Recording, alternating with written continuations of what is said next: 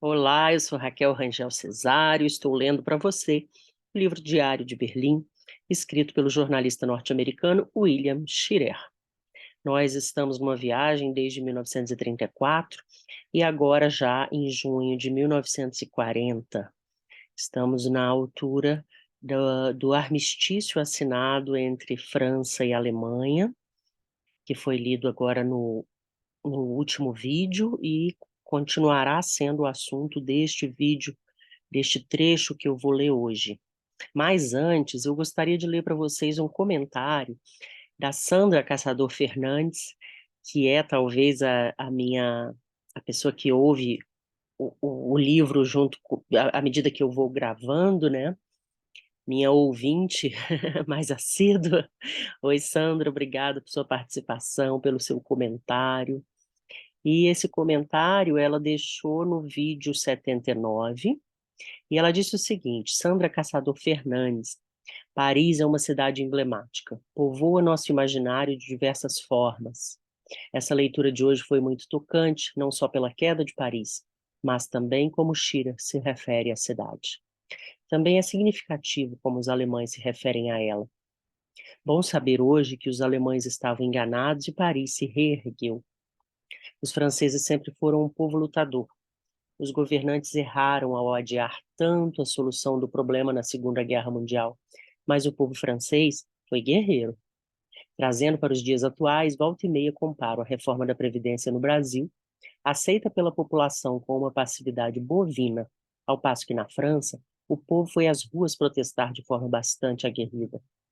Podem ter perdido e sofrido a reforma, mas não sem luta, não sem antes fazer valer seu ponto de vista. Não se entregaram. Assim como na Segunda Guerra Mundial, criaram a resistência. Por fim, só posso dizer que também amo Paris, cidade que tive o enorme prazer de visitar em 2013 e que correspondeu ao meu imaginário, não decepcionando em nada. Desejo muito poder voltar um dia e poder conhecer outras cidades francesas.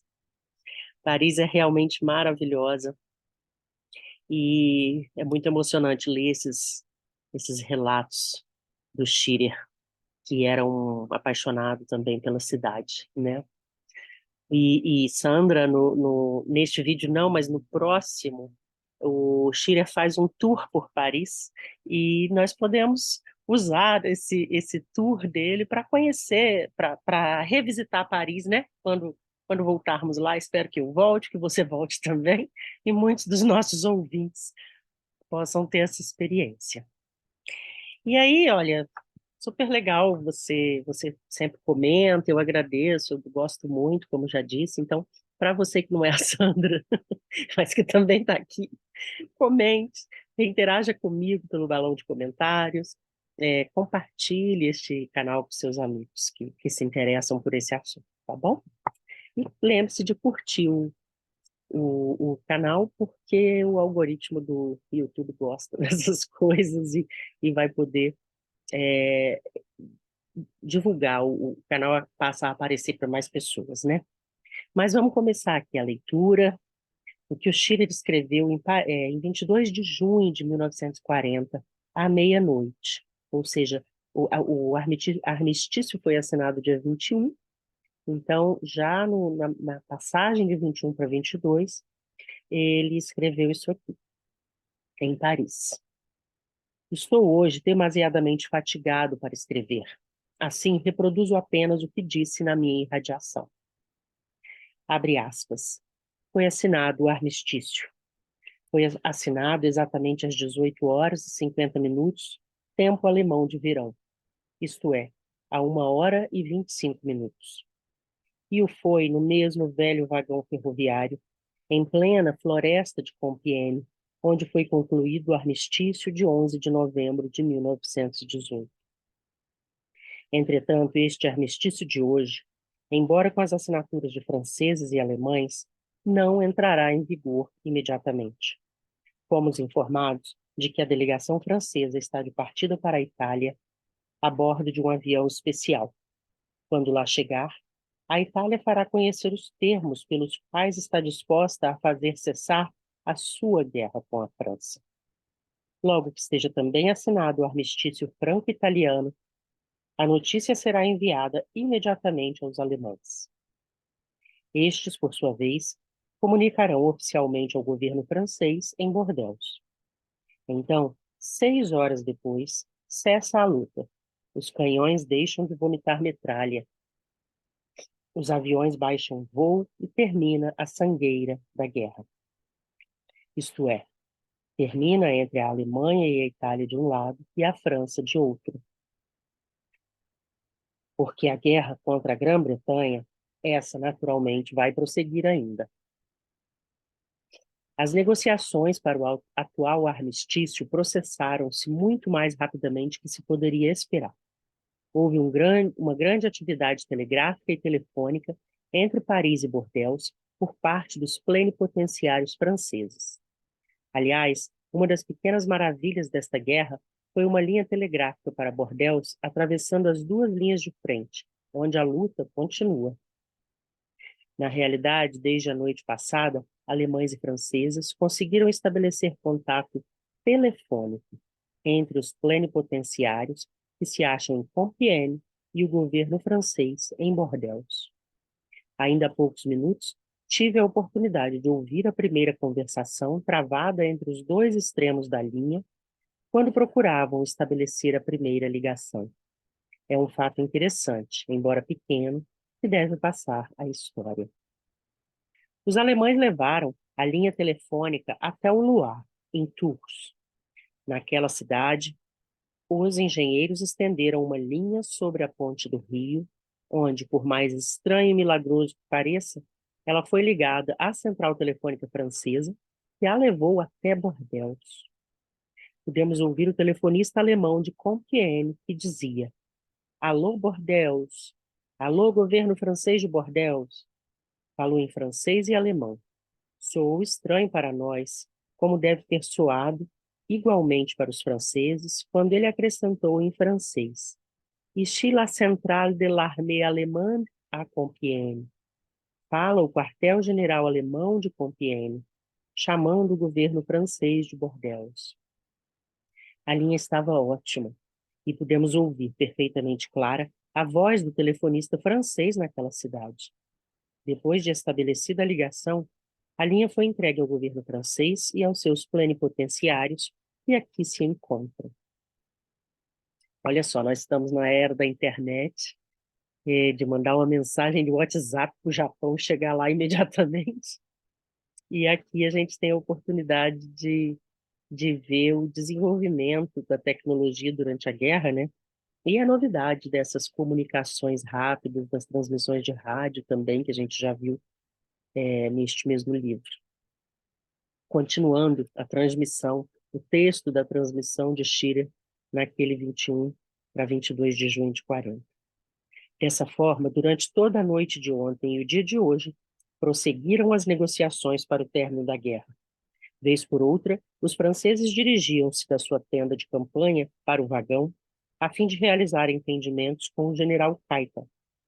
Por volta da meia-noite de ontem, foram suspensas as negociações e os delegados franceses, conduzidos a Paris pelos alemães, embora lhes tivessem sido preparadas as necessárias acomodações na própria tenda de campanha, a fim de ali pernoitarem. E Paris deve-lhes ter parecido grandemente estranho.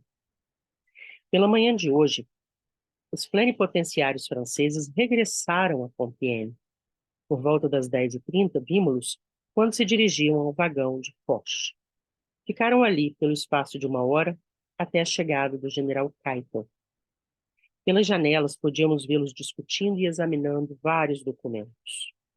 Às 13h30, houve uma pequena interrupção nas conversações, para que, pela última vez, os franceses pudessem falar ao respectivo governo em Bordeaux. Então chegou o grande momento.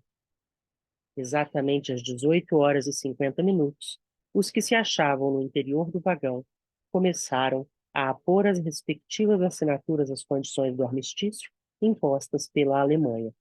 O general Keitel assinou pela Alemanha, o general Hunzinger pela França. Em poucos momentos, estava tudo acabado. Fecha aspas. E agora, Devo abandonar a reprodução da minha transmissão de hoje para recordar uma cena que passei a Kerker para que ele usasse na sua transmissão. Sei que os alemães ocultaram vários microfones no interior do vagão. Descubro uma emissora montada num caminhão no meio da floresta. Ninguém me detém. Assim, deixo-me ficar à escuta. Estamos exatamente no momento em que vai ser assinado o armistício. Ouço a voz do general Hunzinger, emocionada, trêmula. Anoto textualmente as suas palavras, pronunciadas em francês. O general fala pausadamente, num grande esforço, pronunciando palavra por palavra. Diz ele: declarou que o governo francês me ordenou que assinasse os termos deste armistício. Desejo ler uma declaração pessoal. Obrigada pela força das armas, a suspender a luta, obrigada pelas forças das armas, a suspender a luta em que estávamos empenhados ao lado dos aliados. A França tem o direito de esperar que, no decorrer das negociações futuras, a Alemanha mostre um espírito que permita aos dois grandes países vizinhos viver e trabalhar em paz. Logo depois ouço o ruído da pena arranhando os papéis, algumas observações confusas feitas pelos franceses. Mais tarde, alguém que pôde espiar pela janela do vagão, justamente nesse instante, revela-me que o almirante Leloup mal podia conter as lágrimas no momento em que o documento estava sendo assinado. Depois, a voz profunda de Keitel. Peço a todos os membros das delegações alemã e francesa que se levantem para cumprir um dever que os heróicos soldados alemães e franceses bem merecem. Devemos homenagear de pé a todos aqueles que derramaram seu sangue pela pátria e a todos que se deixaram morrer pelo seu país. Há um minuto de silêncio, enquanto todos permanecem de pé. Quando paro de falar ao microfone, um pingo de chuva molha-me a face. Descendo para a estrada, através da floresta, vejo os refugiados que passam vagarosamente, exaustos, desesperados. A pé, de bicicletas, sobre carroças, poucos sobre caminhões, numa fila interminável. Todos estão fatigados, olhar espantado, os pés inchados e feridos. Nenhum deles ainda sabe que acaba de ser assinado o armistício e que daqui a pouco terá acabado a luta. Regressei à clareira. O céu estava enevoado e a chuva começava a cair. Um enxame de sapadores alemães, gritando em altas vozes, já tinha começado a remover o vagão do armistício. Para onde? Perguntei. Para Berlim, responderam. Essa vingança foi dura para a França, hein? Muito dura. Toda hora eu me recordo das cenas finais do filme Nada Novo no Front, que concorreu ao Oscar esse ano e que, se você não viu ainda, eu recomendo que veja. Fim da Primeira Guerra Mundial. E talvez a Segunda Guerra tenha começado ali, né? Esse desejo de expansão da Segunda Guerra, de vingança, tenha começado ali. Paris, 23 de junho de 40. Parece que ontem conseguimos qualquer coisa parecida com um grande furo. Batemos todo mundo com a notícia de que o armistício tinha sido assinado, para não falar numa detalhada descrição da cena. Alguns dos que nos auxiliaram nessa façanha estão pagando caro pela sua atitude. De minha parte, não tinha a menor ideia do sucesso que fizemos, até hoje pela manhã, quando Walter Kerr me disse que ontem à noite conseguira captar algumas estações americanas.